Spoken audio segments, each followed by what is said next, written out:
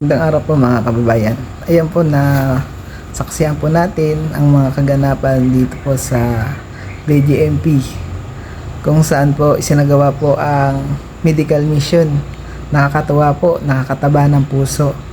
Ang mga kapatid po ay tulong-tulong at sama-sama sa paglingap ng ating kapwa-tao na kung sa loob ng bilangguan ay walang lingap na tatanggap sa gobyerno. Ito po ngayon ang MCGI na handa po sa pakikipag kapwa-tao na makatulong at maabot ang ating mga kababayan sa loob po ng bilangguan. Salamat po sa Diyos sa programang MCGI Cares na ito po talaga yung pangunahing aral o doktrina ng MCGI na makabahatid po ng tulong.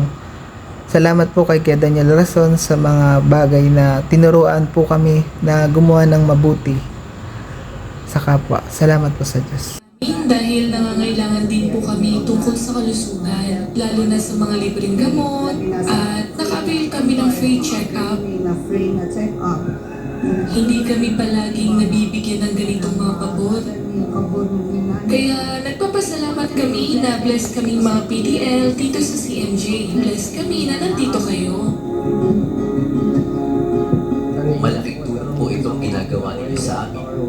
Lalo na sa kagaya ko na walang dalaw. May mga kasama din ako na kagaya mo. Malayo po ang sa amin. Hindi ako taga dito. Wala kaming pamilya na makakapag-abot ng mga pangangailangan namin. Gaya ng kami may sakit na nararamdaman sa katawan. Wala kaming ibang matawad. Wala kaming ibang mapagkukuhanan. Kaya masasabi ko na malaking tulong ito. Nararamdaman namin na hindi kami pinabayaan ng Diyos. Malaking tulong po ito. First and foremost ay kailangan natin ang mga PDA na involved sila palagi. Dahil maliban sa masikip sila dito, kailangan nila ng mga vitamins, gamot sa mga karamdaman nila sa kanilang katawan.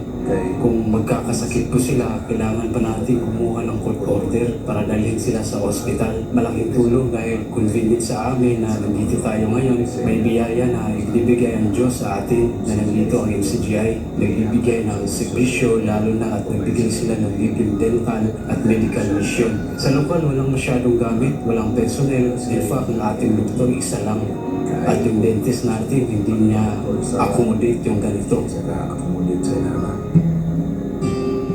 Awa ng Diyos, kahit po sa kalagayan ko ako ay cancer patient sa stage 4. Sa awat tulong po ng Diyos ay binigyan po ko ng lakas para po makabahali sa ating pong dental mission. Kahit pa paano po, ito po ay tungkulin ko no? Na mag-input sa ating po mga kapatawo at mga kapatid na mabunta na meeting. Na talaga na-appreciate nila yung effort natin na mag-reach out sa kanila, especially now na marami sa kanila yung nakalimutan na kanilang mga sa buhay, and then tayo lang ang magmagandang loob sa kanila. So na-appreciate talaga yung services natin. Kasi kung nasa labas ka, anytime pwede ka naman makahingi or maka-ask ng government. Pero sila talaga restricted yung movement, so restricted yung pagdaloy ng resources sa kanila. So all the more natin yan na i-intensify yung gawain sa prisons dahil sa limitations na ito. Tayo ay tinuruan, dapat gawin natin para makita ang mga tao sa labas. Nakakapagdagdag ang lakas kapag makasama mo ang mga kapatid mo sa pananampalataya. Masaya, hindi malungkot.